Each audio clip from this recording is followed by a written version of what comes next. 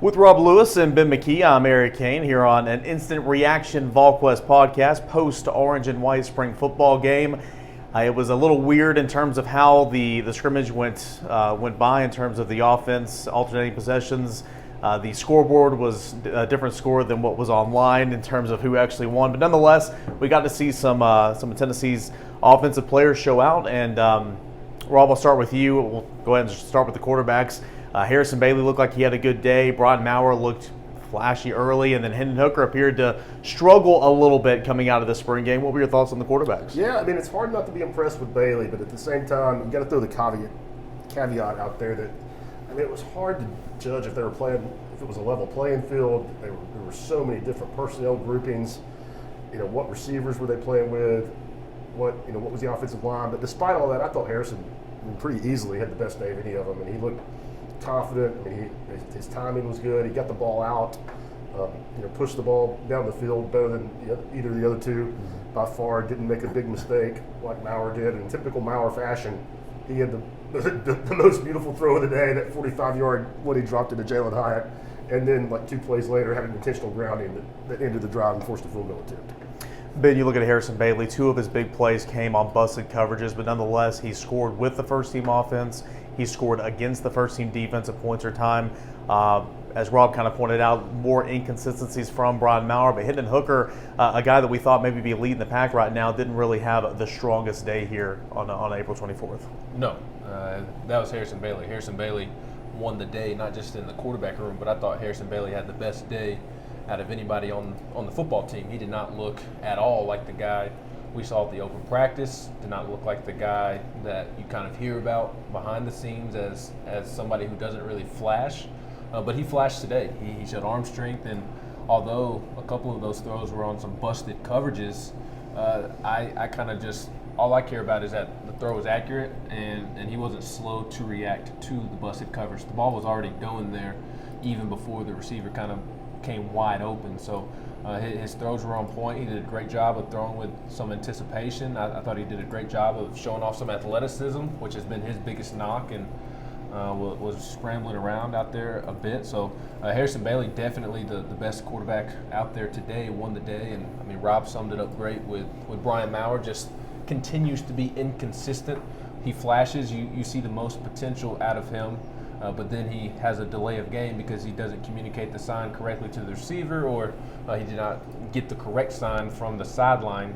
And then Hendon Hooker, I was kind of surprised by how far it appeared he was behind. I mean, he was super late on that throw to Princeton Fant on the sideline that Warren Burrell picked off and returned to the house. He did somewhat redeem himself. He threw a great ball to Cedric Tillman in the end zone. Cedric Tillman made a great catch in the end zone, but it was still a beautiful pass. So as Rob summarized, Harrison Bailey won the day, and Hendon Hooker definitely looked the worst out of the 3. Hey, look at the receivers. You brought up Cedric Tillman right there. Again, he made another amazing catch out there. He made a really nice catch in the open practice. I think he's had a nice spring. Jalen Hyatt looked good out there today a little bit. I thought Anderson Kobe showed up. Tennessee, I think, entered spring with a lot of question marks in terms of what they had at wide receiver, and leave spring with pretty good depth at the position. Yeah, I think so. I think pretty obvious that Jimmy Callaway helped himself the most of all those young guys. I mean, somebody had to step up. I think they could still stand for somebody else to step up, whether it's Holiday and Malachi Wideman. I know has been limited, but he also, I mean, you just haven't heard a peep about him this spring. I think that's a guy that a lot of people were, hoping would be a factor. And right now it doesn't look like he is, but Callaway coming along, Hyatt, he's been limited. I think you know what you got there. It's pretty good. And I mean, it's kind of been, something that people have poked fun about, like in the offseason.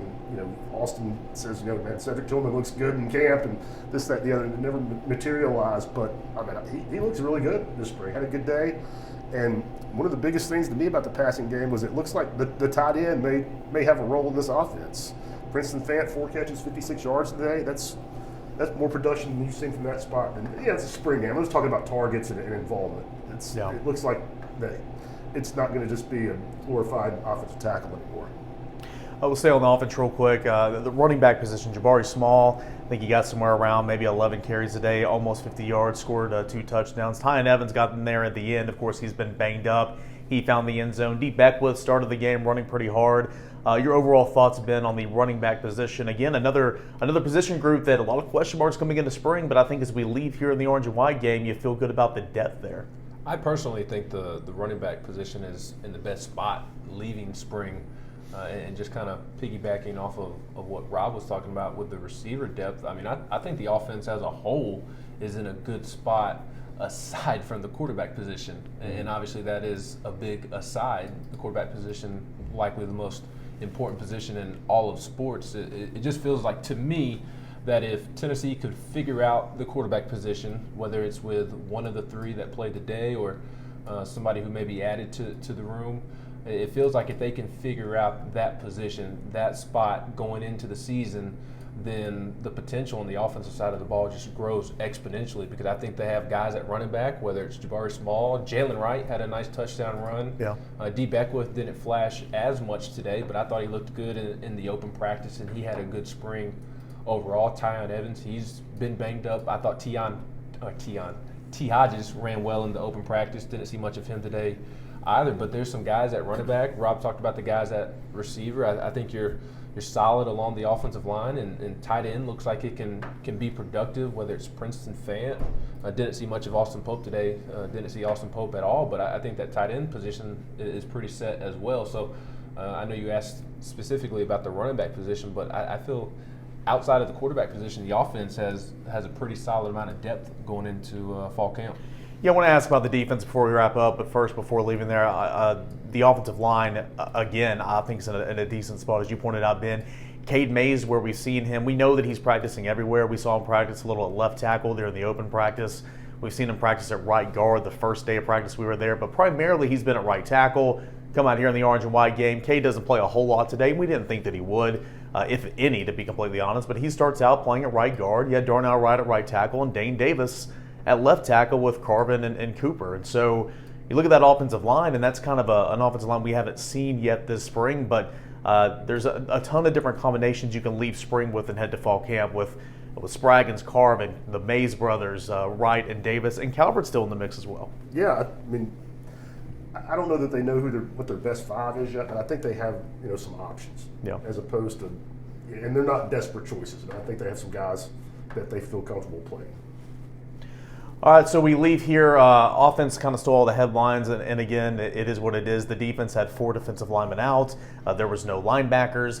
I thought the defense certainly didn't have the best day, simply because you saw some of these backup units push the ball down the field and find the end zone and have success throwing the football at times as well. What was your biggest takeaway, Ben, from the defensive performance out there today? And keep in mind, too, hardly any blitzes. It was very vanilla and missing some players. Yeah, I like what I saw from the corners. And you talked about the offense being able to push the ball down the field.